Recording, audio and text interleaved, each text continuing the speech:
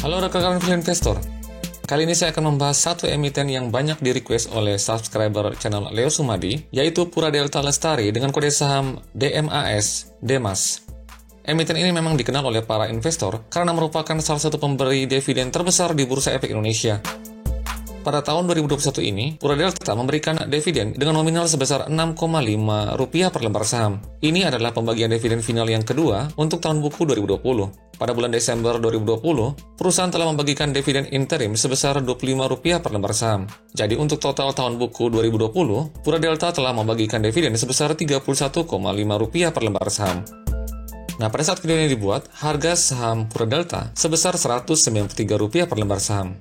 Maka dividen yield Pura Delta sebesar 12,95%. Ini merupakan angka yang sangat besar jika dibandingkan dengan emiten lainnya di Bursa Efek Indonesia, atau jika kita bandingkan dengan bunga deposito saat ini yang tidak lebih dari 5% saja. Nah, pada video ini saya akan coba menganalisa kenapa sampai bisa Pura Delta Lestari memberikan dividen sebesar itu. Seperti apa sebenarnya bisnis Pura Delta Lestari? Bagaimana kinerja fundamentalnya? Serta bagaimana valuasinya sampai dengan video ini dibuat? Maka dari itu, simak sampai habis video ini, karena saya yakin masih akan ada banyak informasi yang patut Anda ketahui seputar Pura Delta Lestari, kode saham DMAS. Tapi ingat, disclaimer on, jangan Anda membeli saham hanya karena Anda menonton video ini. Pastikan Anda sudah mempunyai preferensi yang tepat sesuai dengan profil risiko yang bisa Anda terima. Kita akan mulai dengan sedikit saja membahas tentang profil Pura Delta Lestari dengan kode saham DMAS.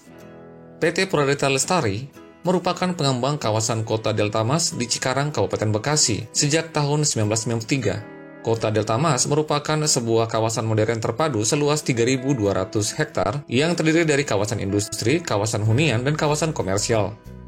Saat ini land bank yang tersisa di Kota Delta Mas sebesar 1.276 hektar per September 2020. Dari luas ini akan dikembangkan untuk area industri sebesar 406 hektar, area properti komersial sebesar 494 hektar, dan area residensial sebesar 377 hektar. Pura Delta juga mengembangkan kawasan industri terpadu bernama Greenland International Industry Center atau GIIC seluas 1.458 hektar. Saat ini sudah ada 130 tenan industri yang sebagian besar bergerak di bidang auto yang berasal dari pabrikan Jepang. Lalu ada juga di bidang logistik, makanan, serta kesehatan dari pabrikan dalam negeri dan luar negeri. Seperti ini susunan pemegang saham Pura Delta Lestari sampai dengan video ini dibuat. Kita perhatikan Sinarmas Land yang diwakili oleh PT Sumber Arus Mulia menjadi pemegang saham utama dengan kepemilikan sebesar 57,28%. Lalu ada Sojis Corporation yang memegang 25% kepemilikan saham, serta sisanya 17,72% dipegang oleh publik. Nah, bagi Anda yang belum tahu, ini adalah peta lokasi dari Kota Delta Mas. Kita perhatikan lokasinya langsung berhubungan dengan tol Jakarta Cikampek di sebelah timur Kota Jakarta. Kita perhatikan ini ada tol Trans Jawa yang menghubungkan Delta Mas ini dengan Jawa Tengah dan Jawa Timur, serta Pelabuhan Patimban. Di sebelahnya juga ada salah satu proyek besar dari Lipo, yaitu Mekarta. Dan posisi Kota Delta Mas ini memang terletak di pusat pabrikan kendaraan dan suku cadangnya. Pada video ini saya tidak akan membahas secara lebih rinci tentang Kota Delta Mas ini, karena ada hal yang lebih menarik yang perlu Anda ketahui dari sisi fundamental kinerja perusahaan ini. Kita akan bahas dulu update terakhir di kuartal pertama tahun 2021. Pada periode ini, pendapatan dari Pura Delta Lestari sebesar 533 miliar. Jumlah ini mengalami pertumbuhan sebesar 398% dibandingkan periode yang sama tahun sebelumnya sebesar 107 miliar. Nah, jika kita breakdown pendapatannya ini, kita perhatikan sebesar 81% penjualan berasal dari lahan industri, lalu 17% lainnya disumbang oleh penjualan perumahan, dan 2% disumbang oleh penyewaan hotel dan sewa gedung. Nah, kita perhatikan ini adalah data penjualan lahan industri yang kontribusinya di atas 10% dari total penjualan. Kita perhatikan 36% penjualan bersumber dari PT Hyundai Motor, lalu ada 33% dari PT K2ID, dan 15% dari PT Hajime Indonesia Jaya. Dan dari pendapatannya ini, Pura Delta memperoleh laba bersih sebesar 270 miliar sampai dengan kuartal pertama tahun 2021. Jumlah ini mengalami pertumbuhan sebesar 409% dibandingkan dengan kuartal pertama tahun 2020 yang sebesar 53 miliar. Nah, sekarang coba kita cek kesehatan keuangannya. Total hutang Pura Delta sampai dengan kuartal pertama tahun 2021 sebesar 803 miliar. Jumlah ini lebih kecil dari ekuitasnya yang sebesar 5,7 triliun. Lalu kita perhatikan hutang jangka pendeknya yang sebesar 743 miliar. Jumlah ini juga lebih kecil dari aset lancarnya yang sebesar 3,6 triliun. Dan dari dua aspek ini disimpulkan bahwa Pura Delta mempunyai solvabilitas yang sangat baik. Bahkan jika saya lebih rinci lagi lebih dalam, ternyata Pura Delta tidak memiliki hutang sama sekali. Artinya kondisi keuangan dari Pura Delta tidak akan terbebani oleh beban hutang. Dan berikut saya akan sajikan data histori tentang pendapatan dan laba bersihnya. Kita perhatikan secara histori, pendapatan dan laba bersih Pura Delta mengalami kenaikan yang sangat signifikan dalam 2 tahun terakhir ini, yaitu pada tahun 2019 dan tahun 2020. Nah, setelah saya cari tahu dalam laporan keuangannya, terdapat 2 data berikut ini.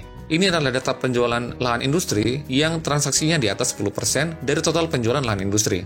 Kita perhatikan pada tahun 2019 yang ada di bagian kanan ini, kontribusi penjualan yang paling besar bersumber dari pembelian lahan oleh PT Hyundai senilai 1,3 triliun atau 51% dari total penjualan. Lalu ada juga penjualan lahan untuk PT Pilar Sinergi BUMN Indonesia senilai 485 miliar atau sekitar 18% dari total penjualan. Nah, pembelian dari PT Pilar Sinergi BUMN ini terkait dengan proyek kereta cepat Jakarta-Bandung. Dan untuk tahun 2020 kita perhatikan ada penjualan paling besar dari PT Perat Smart Logistik senilai 654 miliar atau 25% dari total penjualan. Lalu ada produsen susu PT Frisian Flag senilai 508 miliar atau 19% porsinya. Lalu ada penjualan untuk PT Astra Honda Motor senilai 276 miliar atau 10% dari total penjualan. Nah, dari sini kita bisa lihat bahwa ada 2 sentimen langsung yang ternyata berdampak terhadap kinerja Pura Delta Lestari.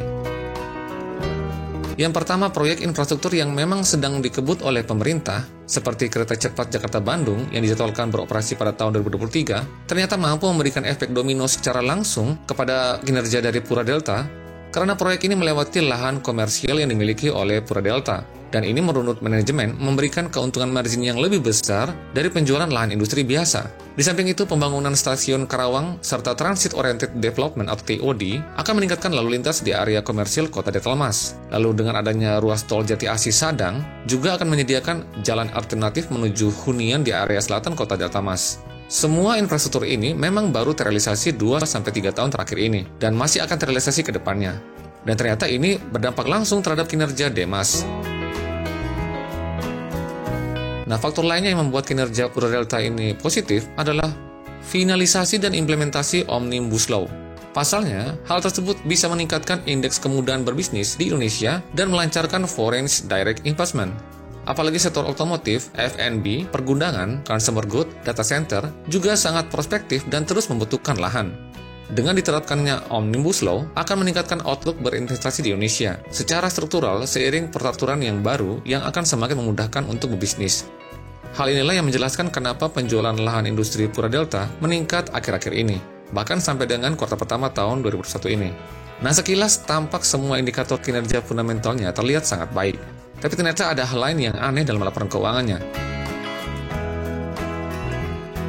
Kita perhatikan ekuitasnya, pada data yang terbaru kuartal pertama tahun 2021, terlihat mengalami kenaikan sebesar 4,8%. Dari 5,5 triliun pada kuartal pertama tahun 2020 menjadi 5,7 triliun pada kuartal pertama tahun 2021. Nah, kalau kita perhatikan memang ekuitas perusahaan pada periode ini mengalami peningkatan. Tapi jika kita lihat secara histori, ekuitas perusahaan sudah mengalami penurunan sejak tahun 2017. Nah, penurunan ini terjadi karena adanya penurunan yang signifikan pada akun saldo labanya. Nah, hal ini sangat erat hubungannya dengan dividen Pura Delta yang selalu tinggi setiap tahunnya, yang tadi seperti di awal saya sudah bahas. Oke, saya akan sedikit sharing kepada Anda tentang cara kita memandang ekuitas dan saldo laba. Ekuitas adalah hak pemilik saham perusahaan atas aset sebuah perusahaan setelah dikurangi jumlah kewajibannya. Rumus ekuitas adalah aset dikurangi kewajiban. Sederhananya, pengertian ekuitas adalah jumlah aset atau harta yang bisa dikembalikan kepada pemilik perusahaan apabila perusahaan dilikuidasi dan semua kewajiban hutangnya sudah terbayar. Jadi amit-amit perusahaan misalnya ada masalah dan bangkrut dan harus dilikuidasi, maka pemegang surat hutang akan lebih dulu menerima aset perusahaan sebagai ganti hutangnya, baru kemudian pemegang saham. Itulah mengapa ekuitas ini menjadi faktor yang sangat penting sebagai penentu resiko suatu emiten terhadap pemegang saham. Lalu apa kaitannya dengan pembagian dividen? Nah, begini, salah satu komponen dari ekuitas adalah saldo laba. Saldo laba merupakan akumulasi laba atau penghasilan dari suatu perusahaan yang tidak dibagikan kepada pemegang saham sebagai dividen. Jadi gampangannya begini, misalnya pada tahun 2000, perusahaan A mendapat laba sebesar 1.000. Nah, dalam RUPS, perusahaan memutuskan untuk membagi total dividen sebesar 500 kepada seluruh pemegang sahamnya. Nah, itu artinya perusahaan membagi 50% dari laba bersihnya untuk dividen. Nah, ini yang disebut sebagai dividen payout ratio. Jadi kalau pemegang sahamnya ada 5 orang misalnya, maka masing-masing orang ini akan mendapat bagian dividen sebesar Rp100 per lembar saham yang mereka miliki. Nah, tadi kan laba perusahaan ada 1.000, yang 500-nya dibagi, dan sisanya masih ada 500-nya ini yang akan masuk ke dalam akun salah satunya saldo laba. Nantinya saldo laba ini akan digunakan oleh perusahaan biasanya untuk ekspansi di masa yang akan datang. Nah, balik lagi ke Pura Delta Lestari. Kita perhatikan pada tahun ini, dividen payout rasionya Pura Delta sebesar 113%. Itu artinya 100%-nya diambil dari seluruh labanya dan sisanya 13% diambil dari saldo labanya. Lalu pernah juga pada tahun 2019, dividen payout rasionya Pura Delta mencapai 150%. Dan menurut keterangan dari perusahaan, memang 50%-nya ini diambil dari saldo labanya. Lalu ada yang lebih besar lagi, pada tahun 2018, dividen payout ratio-nya Pura Delta sebesar 204%. Nah, ini artinya perusahaan mengambil 104%-nya dari laba ditahan yang dibagikan kepada pemegang saham sebagai dividen. Nah, sekarang bagaimana dampaknya atau bagaimana kita bersikap atas fakta ini? Pertama begini, perusahaan yang memberikan dividen payout ratio yang tinggi sampai-sampai harus menggerus saldo labanya, biasanya perusahaan itu sudah struggle atau manajemennya sudah tidak mempunyai niat untuk bertumbuh di masa yang akan datang. Perusahaan mungkin menilai tidak ada ruang lagi bagi perusahaan untuk melakukan ekspansi. Nah, ini memang menurut manajemen mungkin saja karena memang sebenarnya perusahaan sudah berinvestasi di kota Delta Mas ini sejak tahun 1993, termasuk pada pembelian tanah dan infrastruktur dan lain-lainnya, di mana sudah hampir 20 tahun ini semua investasi di kota Delta Mas yang luasnya sekitar 3.000 hektar ini sudah terpenuhi seluruhnya. Dan saat ini hanya tinggal merealisasikan semua lahannya sampai habis terjual. Lalu perusahaan hanya tinggal mengharapkan dari recurring income seperti sewa gedung, hotel, dan penggunaan utilitas seperti air, listrik, dan lain-lain. Ya, setidaknya itu yang tergambar dari niat manajemen Pura Delta ke depannya. Atau dengan kata lain, sekaranglah saatnya pemegang saham menikmati hasil investasi yang sudah dilakukan selama ini dengan memberi dividen yang besar. Di samping itu juga, manajemen beranggapan bahwa sebenarnya keperluan ekspansi saat ini masih dapat dibiayai dari kas internal yang juga terlihat cukup besar. Kita bisa lihat kas ini di akun aset lancar yang memang jumlahnya sangat besar, yaitu 1,3 triliun. Apalagi ditambah dengan perusahaan tidak memiliki hutang, jadi kas ini dapat digunakan leluasa untuk keperluan ekspansi perusahaan.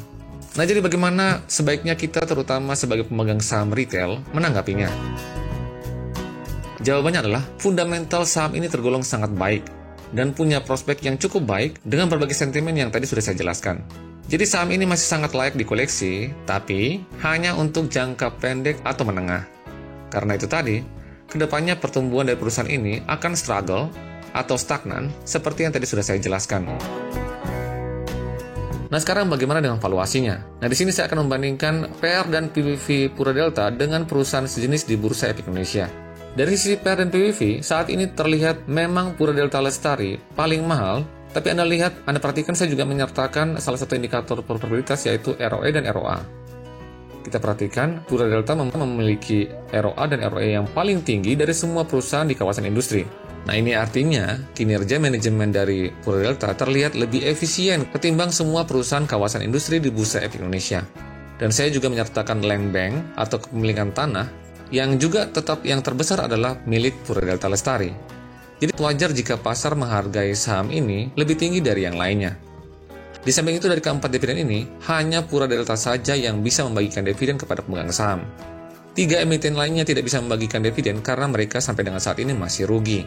Nah, untuk kali ini saya tidak akan membahas mengenai harga wajarnya, karena saya akan memakai metode Revised Net Asset Value atau RNFA. Ini adalah satu metode yang mengukur nilai aktiva bersih yang sebenarnya dikurangi dengan kewajibannya. Nah, kita dapat angkanya sebesar Rp695 per lembar saham. Nah, pada saat video ini dibuat, harga saham Pura Delta Lestari sebesar Rp193 per lembar saham. Itu artinya kita punya margin safety sebesar 72,23%. Oke, seperti tadi sudah saya jelaskan, bahwa untuk investor yang ingin berinvestasi pada saham ini dalam jangka panjang, misalnya di atas 2 tahun, sepertinya saham ini kurang cocok karena alasan itu tadi yang saya sudah jelaskan sebelumnya. Nah, untuk jangka pendek, misalnya 6 bulan sampai dengan 1 tahun, atau di bawah 6 bulan, saham ini masih sangat cocok karena menawarkan peluang cuan yang masih lumayan tebal, dan juga peluang dividen gain yang di atas rata-rata dari dividen gain yang diberikan oleh emiten lainnya di Bursa Efek Indonesia. Oke, sekian dulu analisa tentang Pura Delta Lestari. Semoga bermanfaat. Salam Value Investor.